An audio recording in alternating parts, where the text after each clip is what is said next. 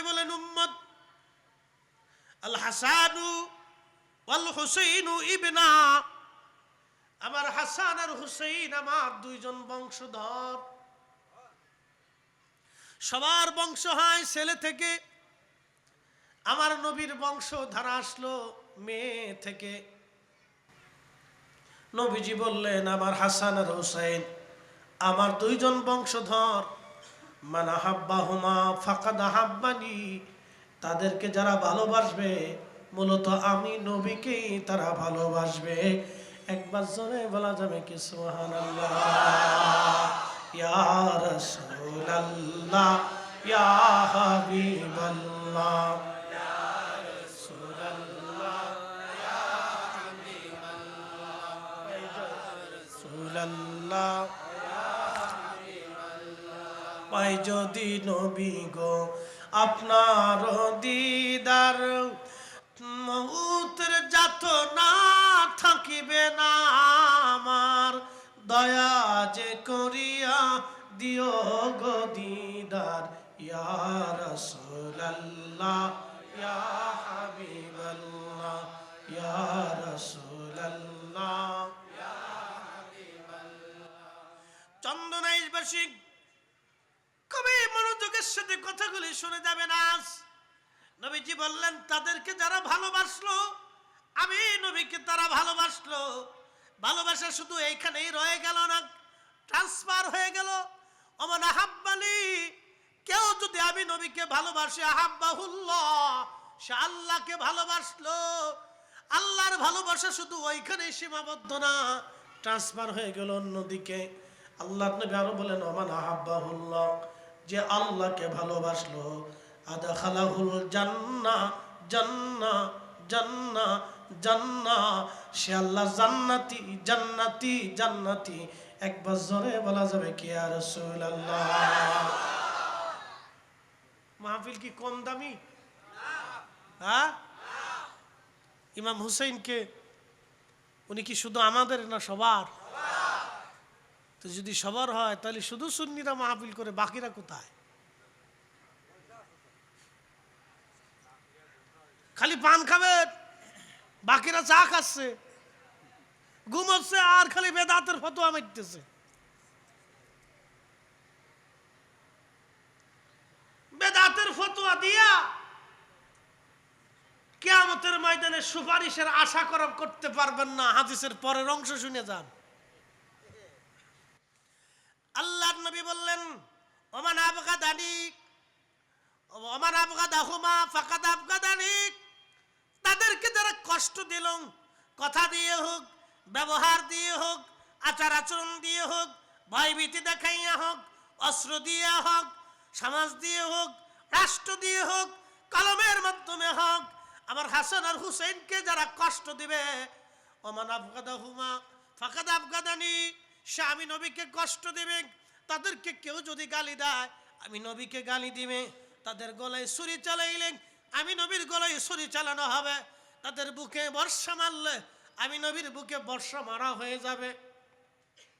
তাদেরকে কথার মাধ্যমে আঘাত দিলে আমি নবীকে কথার মাধ্যমে আঘাত দেওয়া হবে। তাদের প্রতি সামান্য পরিমাণ কিঞ্চিত বিদ্বেষ যদি তুমি রাখো, তাহলে আমি নবীর সাথে তুমি বিদ্বেষ করবে। আল্লাহু আকবার। শুধু এইখানে শেষ না, ট্রান্সফার হয়ে গেল অন্যদিকে।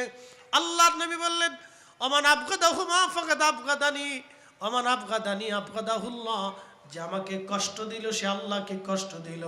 ওমান আবগাদাহুল্লাহু আদখালাহুন নার, যে আল্লাহকে কষ্ট দিল সে জাহান্নামী, জাহান্নামী, জাহান্নামী, জাহান্নামী। বেদাতের ফতোয়া দিয়ে মোল্লা বেহেশতের সার্টিফিকেট তুমি পাওয়ার আশা করতে পারো না।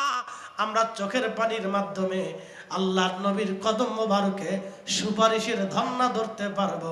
কথা বলেন ঠিক কিনা? ও সাতার বেদোয়ার বেদাতের ফতোয়ার গোষ্ঠী কিলেই কি কথা কর না, ওগুলো দেখার সময় আমাদের সুজামা, কোনো বাকি ঝুঁকি নেই।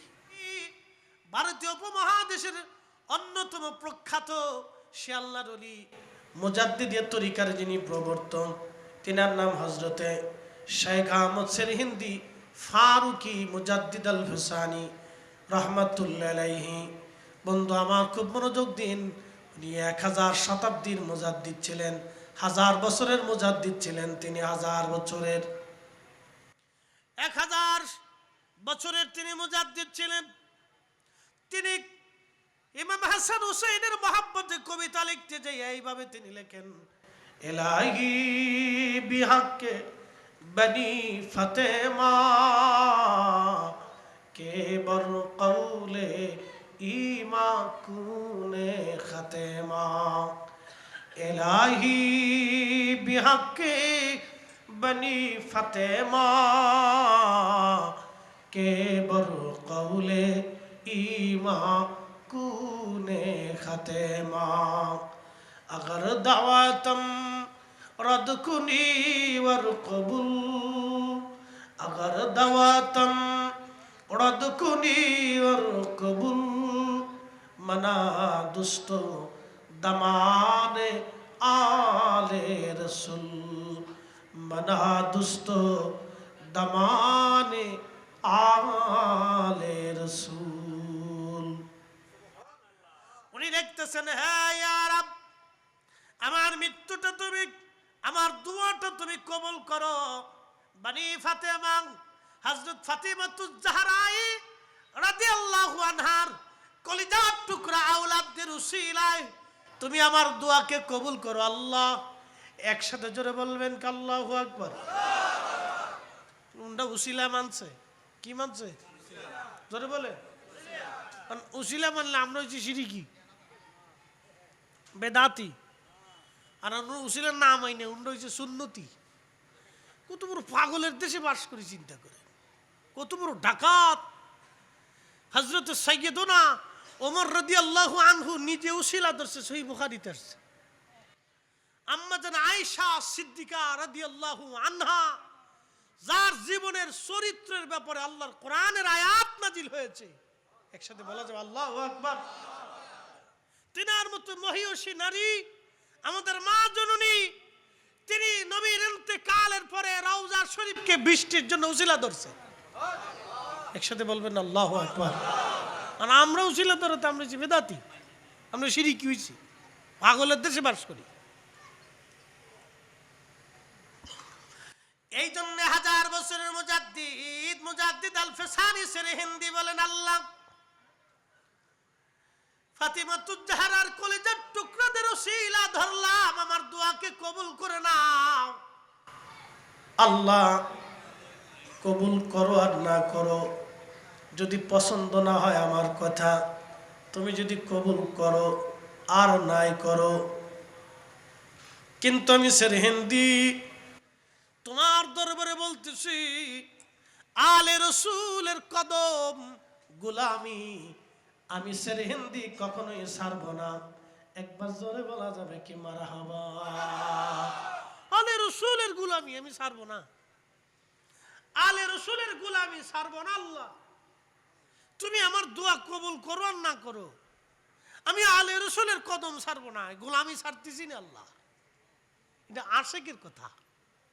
আমরা অনেক বড় দরজার ওলি ছিলেন, অনেক বড় দরজার আলেম ছিলেন, অনেক বড় দরজার জাহিদ ছিলেন, অনেক বড় দরজার আবিদ ছিলেন, অনেক বড় দরজার আতকিয়া ছিলেন, অনেক বড় দরজার কুতুব ছিলেন। ওনরা আহলে বাইতে রাসূলের উসিলা দিয়ে আল্লাহর কাছে রোনা জারি করত।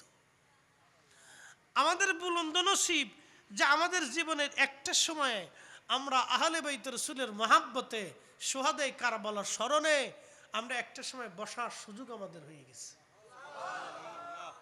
আল্লাহ তৌফিক দিছেন।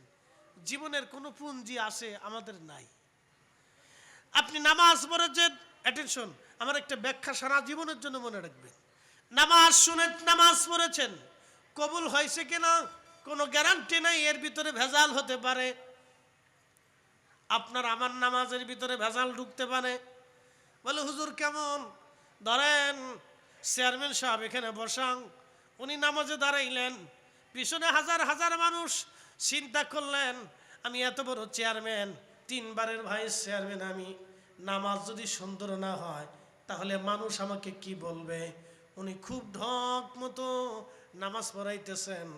বলেন আল্লাহর ভয়ে না মানুষের ভয়ে? না, উনি মানুষের ভয়ে পড়াইতেছে। কেন? উনি চিন্তা আসছে যে আল্লাহ চিন্তা কি দেখেন, আমি এত মানুষ আমার পিছনে দাঁড়াইছে, আমি যদি ঢক মতো নামাজ না পড়ি তো মানুষই কি করবে? তো ভয়টা কি আল্লাহর না মানুষের উপরে গেছে? মানুষের উপরে গেছে। নতুন বিয়ে আইছে, বিয়ের বাড়ি বেড়াইতে, নামাজ পড়তে বিয়ে ডাক দিছে, বিয়ে আসেনো মসজিদ খুব বালা, চলেন যায় নামাজটা পড়ে আসি। তো বিয়ে চিন্তা করলো নতুন বিয়ে বেড়াইছি বেড়াইতে, যদি নামাজে না যায় তো আত্মীয়রা বলবে কি? তুমি কি আল্লাহর ভয়ে গেছে না আত্মীয়র ভয়ে গেছে? তাহলে নামাজ এর ভিতরে ভেজাল ঢুকে গেছে। কি কথা কর না, নামাজে কি ঢুকছে? ভেজাল ঢুকে গেছে। নামাজে ভেজাল ঢুকে গেল। চেয়ারম্যান সাহেব, মেম্বার সাহেব, ইমাম সাহেব, হুজুর সব একটা সালিশ দরবারে বসছে। তো জোর আজান পড়লো, এমন সময় ইমাম সাহেব হুজুর বলতেছে আসেন আজান পড়ে গেছে, নামাজ আদায় করিনি। তো সবাই আসতেছে, ওর ভিতরে দুই একজন লোক আছে যারা পেশাব করিয়ে পানি লয় না। এরকম লোক আছে না দেশে?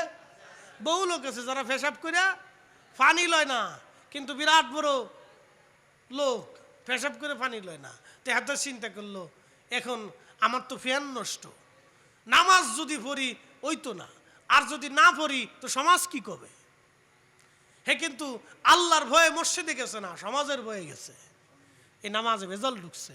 তো এই জন্য নামাজ হতে হবে শুধু আল্লাহর জন্য। জোরে বলেন কার জন্য? আল্লাহর জন্য। কথা মনে রাখবেন, সালাত শুধু আল্লাহর জন্য, অন্য কিছুর জন্য না, শুধু আল্লাহর জন্য। আল্লাহর জন্য দাঁড়াবেন। আমার নামাজে ভেজাল হতে পারে, রোজার ভিতরে ভেজাল হতে পারে। বলে হুজুর রোজার ভেজাল কি?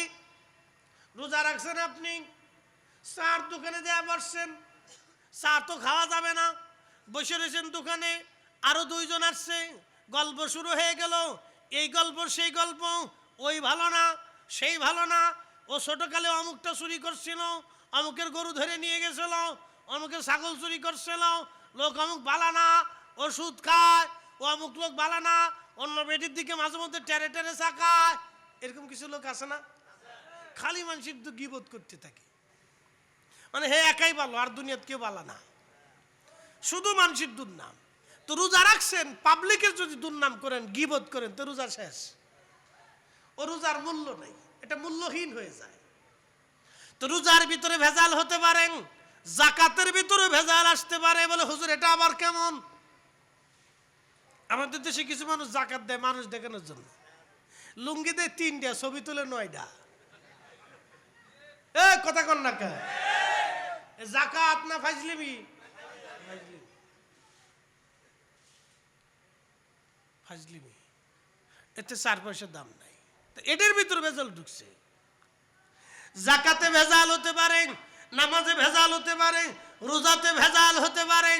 হজ করতে গেছে, বিরাট বড় সেলফি আজি, খালি ছবি তোলে, কাবা শরীফের পাশে যে ছবি তুলতেছে, ভিডিও করতেছে, কাছেতে ছবি তুলে দেখাইতেছে, তাপ করতেছে, এই সময় ভিডিও করতেছে। কি আশ্চর্য! আল্লাহর ঘর তাওয়াফ করতেছে, আবার কারো দিয়ে জুতা পাই দিয়েও তাওয়াফ করতেছে। নাউজুবিল্লাহ, কি আসতে কবে না? আপনারাও পাই দিয়ে জুতা পাই দিয়ে তাওয়াফ করবেন কোনটা? সাবধান করে বলে দিয়ে যাচ্ছি, এ ভুল জীবনেও করবেন না। তাওয়াফের ভিতরে 360 জন নবী আলাইহিস সালামের রওজা আছে। সুবহানাল্লাহ বললেন না? কাবা শরীফের চারপাশে যে সাদা অংশ দেখেন না, সাদা, নিচে সাদা টাইলস, এর ভিতরে 360 জন নবীদের মাজার আছে। হ্যাঁ সুবহানাল্লাহ, আসতে হয়ে গেল, জোরে বলেন। কাবা শরীফের দরজা বরাবর ইসমাইল আলাইহিস সালামের মাজার আছে। আরো জোরে বলেন। নূহ আলাইহিস সালামের মাজার ওখানে কাবার মুতাওয়াফের ভিতরে। হাজি জুতা পাই দিয়ে তাওয়াফ করে, লজ্জা করা উচিত মুসলমানের। এই নজদিবাদ ইসলামটাকে রুচিহীন করে দিছে, এটার রুচি নষ্ট করে দিছে ইসলামের। এটা খুলুসিয়ত আছে ইসলামের, ইসলামের রুহু আছে, খুশুসিয়ত আছে, এটার অনেক বড় খুলুসিয়ত আছে, আত্মার প্রশান্তি আছে, তাকওয়া আছে। আমা ইউআযিম শাইরাল্লাহ কোরআন বলতেছে তুমি আল্লাহ শাইরকে, আল্লাহ নিদর্শনকে তুমি সম্মান করো, তাজিম করো। কেন? ফাইন্নাহা মিন তাকওয়াল কুলুব, ফাইন্নাহু মিন তাকওয়াল কুলুব। এজন্যই করবা যে তোমার অন্তরে তাকওয়া, খুলুসিয়ত, খুলুসিয়তের জন্য, তাকওয়ার জন্য, আত্মার খোরাকের জন্য তুমি সম্মান করবা। মসজিদে কেউ জুতা পায়ে দিয়ে যায় না, কারণ কি? এজন্য জুতা পায়ে দিয়ে যায় না, মসজিদে মানুষ নামাজ পড়ে নতুন জুতা কিনে এনেও পাক পবিত্র জুতায় কোনো ময়লা লাগে নাই, তারপরেও ওই জুতা পায়ে দিয়া মুসলমান মসজিদে নামাজে যায় না। কারণ ফাইন্নাহা মিন তাকওয়াল কুলুব, মসজিদ আল্লাহর ঘর, এটাকে সম্মান করতেই হবে। কথা বলেন ঠিক না?